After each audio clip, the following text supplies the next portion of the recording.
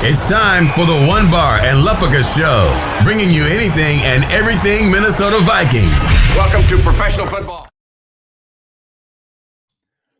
All right, welcome back to another episode of the One Bar and Lupica Show. I am One Bar, and in today's episode, I threw out the question to you guys last night on Twitter. I said, send me some questions, and you came through. And there are actually some pretty good questions. So we're just going to go one by one. NFL Draft, 10 days away. We're almost in single digits.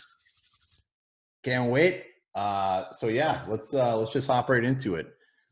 Johnny at Mr. Predictable #1 says, is Cesar Ruiz at 25 too high? I don't know about you guys, but this at-home stuff has got me drinking like a fish. But that's all right. So Cesar Ruiz, guard, center from Michigan, 3-year starter, athletic, strong, beefy. The dude is still only 20 years old, and he's already had 3 years at Michigan. Young guy, a guy who can come in day one and contribute either at center or guard. So does he fill a need for the Vikings? You're damn right he does. Do I see the Vikings going back-to-back round one picks to take a center/guard? I don't know. I mean, he would definitely play guard. Bradbury's our center, and I think he'd be a damn good guard. So it's definitely on the table. Is he worth the 25th pick? Absolutely. I think he could actually even go a little bit sooner. We all see guards every year creep up and up and up. Look at Lindstrom last year. He went like 14, and Bradbury was top 20. So these guards are getting hotter and hotter. So Ruiz is definitely worthy of the 25th pick. It just comes down to who's there for the Vikings. I think he's definitely on the table. I think the Vikings have already shown interest in this guy, and he would help solidify our offensive line. I think he would step in, take over for Pat Elflein, and I think Drew Samia would be on the other side. And look at this. He can play center. Let's say Bradbury struggles. Really hope that does not happen, but Bradbury has the flexibility to play guard. There's options there. So we'll see what happens, but I think it comes down to who's there. I think he's definitely on the table for the Vikings at 25. All right, next, Derek at Fritzl96. What is more likely with either first-round pick, trading up or trading down? I think this one's a gimme. Trading down is definitely more likely. We'll see what happens, but if we're going to trade up, my guess is we're going to have to give up one of those first-round picks. And with how many needs we have right now, corner, offensive line, defensive line, wide receiver, to give up one of those first just to get one guy, we gotta make the best of this Stephon Diggs pick. So we got to make sure we have those 2 first-round picks. That said, like I said, it's more likely we trade back. Maybe we trade back right out of the first round with our number 25 and get a guy right, get another second, get a third, whatever that is. I could totally see that. With our needs, we've got a lot of holes to fill, not just at starters, but depth. Look at the depth we have along this team right now. It's pretty slim when you get to certain positions. So even though we have 2/3, 2 firsts, and a second, another second, another third won't be too bad. So again, like the Ruiz, I think it comes down to who's there. If our guys are gone or just a bunch of guys are still there, we would love. Trading back is always an option with Slick Rick. All right, JD at JJ Dreyer. What round should the Vikings take a wide receiver? I think the correct answer is every round, but that's not going to happen. So we got the top 3 in round 1. They're going to be gone when the Vikings take a pick. So it's going to come down to Justin Jefferson. It's going to come down to Denzel Mims for the Vikings in round 1. And I think they're completely on the table in round 1. After that, round 2, you're going to have guys like Michael Pittman that are going to be there. You're going to have guys like T. Higgins that are going to be very, very tempting as well. I think every single round, as horrible of an answer this is, I think every round is possible because there's going to be guys that shouldn't be there. Even when this receiver is chock full of wide receivers, even in years when that's not the case, you still have talented receivers that fall for some reason. I mean, look at guys like Tyler Johnson from Minnesota. He's going to be on the board a lot later than he should. So I think the way I'm going to answer this question is not what round they take, but I think the Vikings will have 2 receivers by the time they're in round 5. And I think one of those will be early.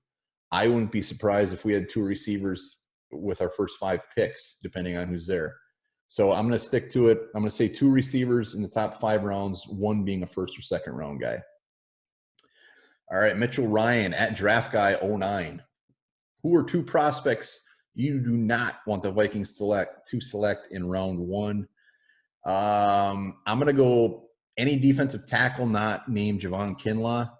So Blacklock, Neville Gallimore, they've been floated around as options. I think they're going to be good. I just think they're round 2 guys, and I do not want to reach on a defensive lineman. If we're going to reach, I'd rather they reach on a offensive lineman, like an Austin Jackson who has potential to be a franchise left tackle. I'd rather even reach on a receiver like a Mims, just because we've seen it too many times where defensive tackles, you reach on them and it burns your ass. So defensive tackles seem to always have a bigger bust capability, and I would rather us reach on something different. So I do not want a defensive tackle not named Kinlaw. Another one is just, I'm going to stick with the position again, is safety. As long as we got Anthony Harris, whether he gets traded or not, I don't see any reason to take a first-round safety like Grant Delpit, like Xavier McKinney. I think of the round 2 guys like Jeremy Chins, guys like him are going to be around, and like kind of like wide receiver. They probably shouldn't be there in round 2, but they're gonna. So if we're looking at safety, I hope we hold off on those guys. So defensive tackle, safety. As far as any other specific players, no, I think I'm pretty good. I mean, like I even came around the Ruiz, like we talked about earlier. So it's more positions that I'm worried about, not prospects. When you get to 22, 25, usually the theme is boom or bust, high ceiling guys. So we're going to take a risk, whoever we take. All right, next up, Terry Verichek at Dobbsy 1971. Would you take 2 offensive linemen in the first round and then load up on defensive backs throughout the rest of the draft? You know, I think I would actually kind of swap that around. If anything, I would rather they take 2 DBs in round 1 and then fill in the offensive line in round 2, round 3. Just because when you look at if we were to take 2 offensive linemen in round 1, we're probably looking at guys like Cesar Ruiz. We're looking at guys like Austin Jackson, Josh Jones. And it'd probably be one of those 2 guys. So when I look at those guys, when I look at the options that are there, unless an Andrew Thomas somehow falls in your lap, I mean, an Andrew Thomas, Ruiz would be amazing. That is probably a little bit of a pipe dream, but you never know.